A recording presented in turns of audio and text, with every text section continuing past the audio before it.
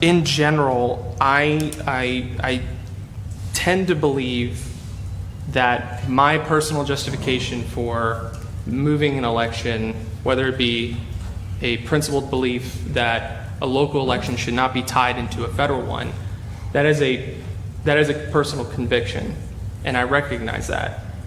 But my conviction in this matter is this was done by Richmond, and I realize we have the ability to adjust in this case through the charter change, but I do not believe that we as elected officials should be trying to influence when the election is for a personal conviction. What I mean by that is it's a personal philosophy by some on council, maybe even myself, that my election should not be tied up to the highest office in the land. I respect that idea. I think it makes sense. But I also, for me personally, don't believe that my personal philosophy in that case outweighs yours or another's. And so with that in mind, it's my thought that it is improper to be supportive of something that moves the election, and if you have the votes to do it, to move forward in doing so, because of a preference to be off of the federal cycle. So with the notion of, I don't believe it would be more expensive, with my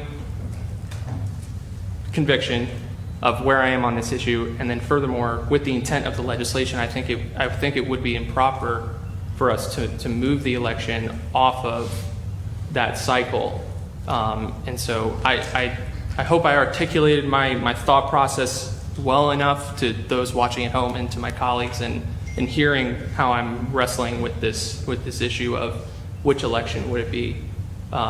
If the shoe were on the other foot and we wanted to move to the presidential cycle and we had the votes to do it, I would argue that would probably still be in conflict with my belief that I should not be influencing which November it is. One other thought with this is, I think it should at least be on the record generally where the votes are. If the intent of the legislation was to increase voter turnout, and then we are now considering an action that would be in conflict with that intention, the voter turnout cuts in half. And the cycle of elections that we would be considering in this proposal would make it almost identical to a May election.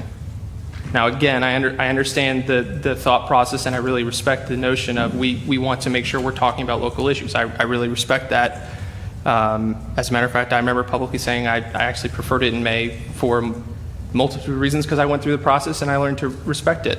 But if the intent of this from Richmond was to turn around and increase voter turnout and get folks talking and get folks hopefully paying attention, even if that was a flawed message because of how local issues can be diluted, in 2015, as an example, which this would be the cycle we would be considering, the vote totals were no better than in November than they were in the May elections adjacent to that. As I understand it, in 2015, total votes cast, generally speaking, was about no more than 5,000. And that was the purely House of Delegates cycle, which is one of the cycles we'd be considering going to, whereas in presidential cycle, it's 36,000 plus. And I know our registrar will certainly correct me if those numbers are wrong, but generally speaking, I know those are fairly close. So that is one consideration I would like on the record is, if we move forward with this, how it would impact voters' participation.